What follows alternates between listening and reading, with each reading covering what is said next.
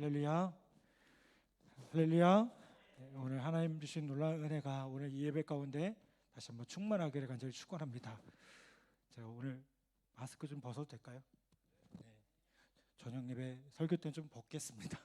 찬양하고 그러면 되게 이렇게 힘들거든요. 물론 인도하신 분들, 우리 같이 하신 분들도 힘들지만, 네, 조금 벗겠습니다. 바울은 2년간 가이사랴 감옥에 수감되어 있었습니다. 그는 그동안 미결수로 재판을 기다리고 있는 중이었습니다. 바울의 재판을 맡고 있는 사람은요, 로마 황제의 파견을 받아서 팔레스타인 지역을 관할하고 있는 총독이었습니다. 총독 입장에서 보면 이 바울의 사건은 어땠을까요? 쉬운 사건이 아니었어요. 좀 난처한 면이 있었습니다. 왜 그러냐면 구속할 만큼 죄가 크지는 않았지만 함부로 풀어줬다가는 어떻게 될까요? 그 유대인들의 분노를 살 위험이 있었던 그런 모습이었기 때문에 그래요. 그런 상황에서 시간만 보내고 있다가요, 벨릭스라는 덕망이 두터운 총독이 다른 곳으로 전보되고요, 베스도라는 새 총독이 부임을 하게 됩니다. 새로 부임한 총독 역시 오자마자 바울을 신문합니다. 근데 신문 결과 여전히 죽일 죄를 범한 일이 없음을 확인하게 돼요. 그런데 여전히 석방은 어떨까요? 쉽지 않았어요. 그러는 차에 바울이 요구하는 게 있었습니다. 그게 뭐냐면 자기를 로마에 있는 황제의 재판에 회부해달라고 요청을 한 겁니다. 베스도 총독의 처지에서 보면 이건요, 자신의 짐을 좀 덜 수 있는 상황이었습니다. 그런데 바울을 로마로 보내려니 한 가지 문제가 있는 겁니다. 어떤 문제가 있었을까요? 황제의 재판에 죄수를 회부하려면요, 황제가 납득할 만한 어떠한 제목이 있어야 했기 때문에 그래요. 그래서 바울의 제목과 함께 황제 앞에 세울 구실을 찾아야 하는데 때마침 또 좋은 기회가 찾아온 겁니다. 당시 그 팔레스타인 지역 예루살렘은요, 이중 통치 제도를 가지고 있었어요. 이 이중 통치 제도라는 게 뭡니까? 헤롯 왕가에서 그 지역을 다스리는 왕이 하나 선출이 되었고요, 또 그 사람을 감독하는 동시에 로마 황제의 명령을 직접 받아서 그 지역을 관할하는 누가 있었을까요? 총독이 있었어요. 이 체제에서 시행되는 관례 중 하나가 뭐냐면 새로 총독이 부임을 하면요, 그 지역을 관할하는 헤롯가의 왕이 인사를 오는 것입니다. 당연히 오겠죠, 그렇죠? 새로 총독이 왔는데. 베스도가 부임한 지 얼마 되지 않아서 헤롯 아그리빠 왕은 관례에 따라 베스도 총독을 방문하게 됩니다. 그래서 이 베스도 총독은 어떻게 했냐면 아그리빠 왕과 이 바울과 관련된 문제를 상의를 합니다. 이렇게 두 사람이 다음날 재판이 열어서 바울을 불러낸 것입니다. 그 장면이 어디에 나오냐면 사도행전 25장과 26장에 나오는 내용이에요.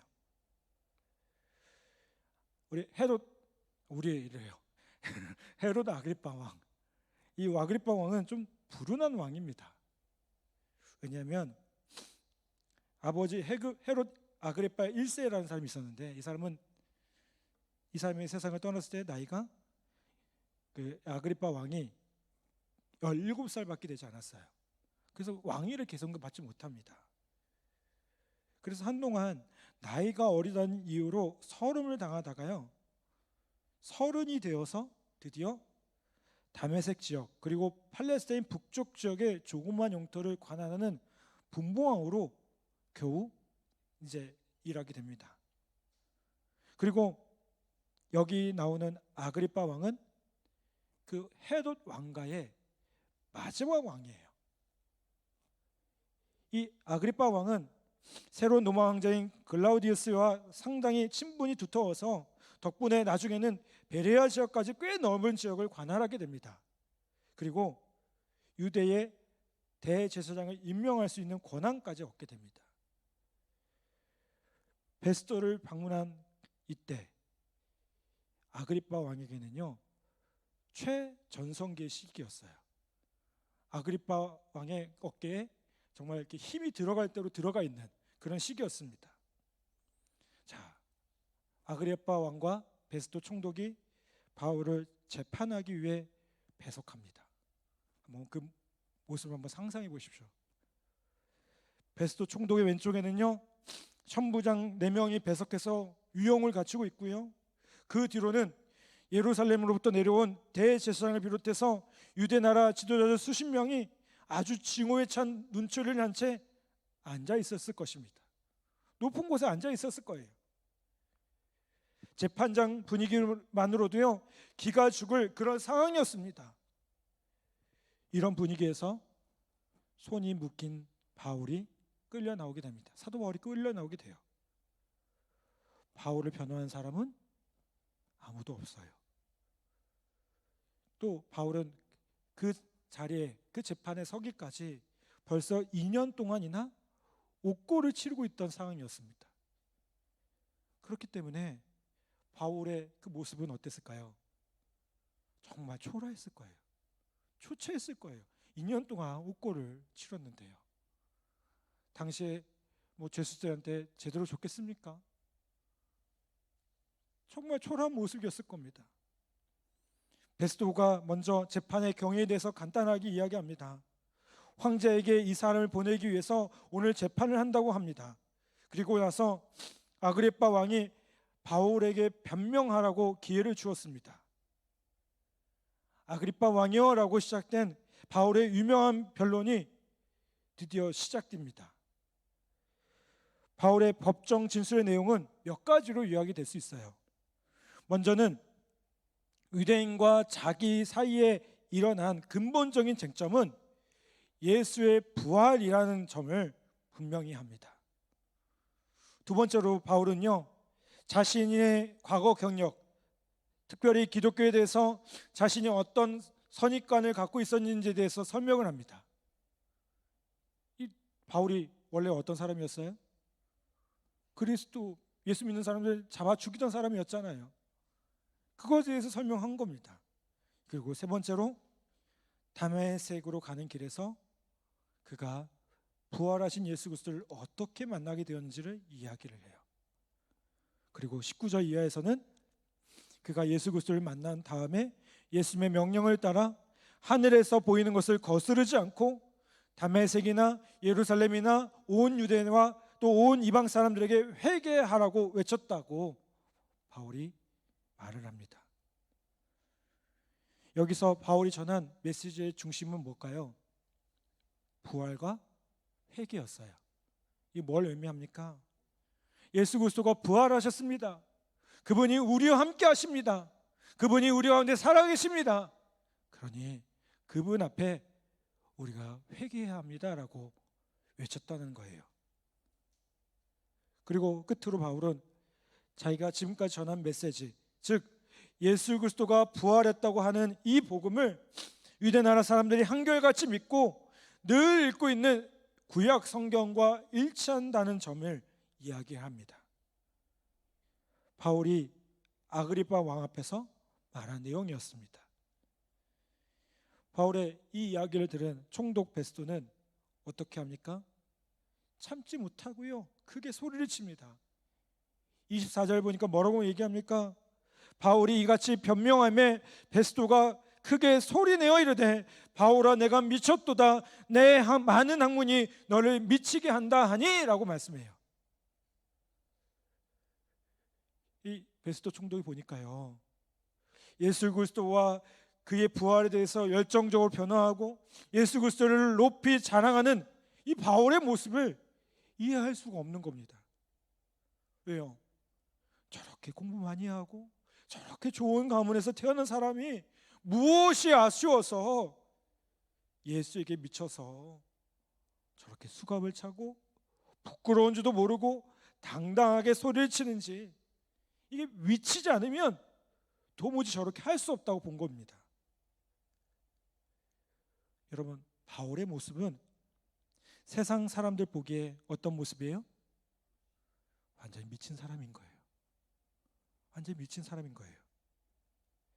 여러분, 세상 사람들은요, 예수 믿는 사람들을 보고 매력을 느끼기도 하지만 칭찬하는 부분도 있지만 동시에 어떤 모습도 있을까요? 비정상적으로 보이는 부분도 있어요. 어떻게 그래? 예수 믿는 사람들 어떻게 그래? 이런 모습도 분명히 있어요. 여러분, 세상 사람들에게 100% 칭찬만 듣는 사람, 이거 진짜 그리스도인은 아닙니다. 그리스도인이 칭찬받는 건요, 그들보다 삶이 아름답고 그들보다 인격이 더 고상하고 그들보다 더 정의롭게 살려고 하는 면이 있기 때문에 그래요. 그런데 동시에요, 세상 영에 사로잡혀 있는 사람들의 눈에 예수를 마음에 모시고 사는 사람들이요, 정상으로 보일까요? 정상으로 보일 리가 없어요. 왜요? 살아가는 방향이 다르잖아요. 세상의 사람들은 뭘 봅니까? 이 세상의 모든 가치를 둬요. 이 세상에서 더 많이 갖고 더 높아지기 위해서 그렇게 살아갑니다. 그런데 우리는 어떻게 살아가요? 저 영원한 하늘나라, 이 땅에서의 삶이 전부가 아니고 우리가 누려야 될 그 영원한 것이 저 천국에 있음을 믿고 그 길을 향해서 걸어가고 있는 사람들이라는 거예요. 아멘. 그러니 이 같을 수가 없는 거죠. 자기의 모든 정욕대로 사는 사람들의 눈에 예수님을 모시고 사는 사람이 정상으로 보인다고 한다면 이건 문제가 있는 거예요. 그리스도인과 세상 사람들은요, 서로를 향해서 미쳤다고 말할 수밖에 없습니다. 세상 사람들을 보기에 예수 믿는 사람들은요, 예수에 미쳤고요, 반대로 그리스도인 보기에 세상 사람들은 어디에 미쳤어요? 세상에 미쳐 있어요. 세상에 빠져 있어요. 서로 미쳤다고 하는 게 정상이라는 거예요. 왜요? 그만큼 서로가 다르기 때문에요. 그러므로 예수를 믿는다고 하면서도 세상 사람들에게 전혀 이상한 데가 안 보이고 세상 사람 눈에 항상 좋은 사람, 항상 정상적인 사람으로 보이는 사람이라면 이게 문제 있다는 사실을 우리가 기억해야 될 것 같아요. 그런데 여러분, 누가 정상인지는 하나님 앞에 가면 알 수 있을 겁니다. 바울이 이렇게 말합니다. 골로새서 2장 3절에 보면요, 그 안에는 지혜와 지식의 모든 보화가 감춰져 있느니라 라고 말씀해요. 여러분, 예수 안에는요, 발견만 하면 깜짝깜짝 놀랄 만한 하늘의 보화와 지혜와 지식이 다 들어 있습니다. 아멘. 바울이 이걸 발견하니까요, 세상의 모든 것이 어떻게 여겨져요? 해로 여겨져요. 배설물로 여겨져요. 눈에 들어오지 않은 거예요. 그리고 어떻게 된 거예요? 예수님에게 미친 사람이 되었어요. 너무나도 큰 은혜를 받은 바울은요, 모든 것을 다 내어버립니다. 수갑을 차도 미친 사람처럼 예수 소리밖에 할 줄 모르는 사람으로 바뀌었다는 겁니다. 여러분, 부활을 발견했는데 미치지 않은 사람이 어디 있겠습니까? 그렇죠? 그러기에 세상의 모든 직업 다 버리고 선교사로 떠나는 사람도 있고요, 예수 안에서 발견한 축복이 너무나도 귀해서 세상의 명예를 얻거나 출세하겠다는 생각을 버리고 소박하게 살면서 주님의 몸된 교회를 위해서 헌신하려는 사람도 있음을 보게 돼요. 여러분, 이 사람들 보면 세상 사람들이 볼 때 어떤 사람들이에요? 미친 사람들이에요. 정상적이지 않은 사람들이에요. 그런데 하나님 볼 때는요, 아주 지극히 정상적인 사람들이라는 거예요. 바울은 이어서 전혀 위축되지 않고요, 아그리파 왕과 권세자들에게 소리칩니다. 29절 말씀 한번 볼까요?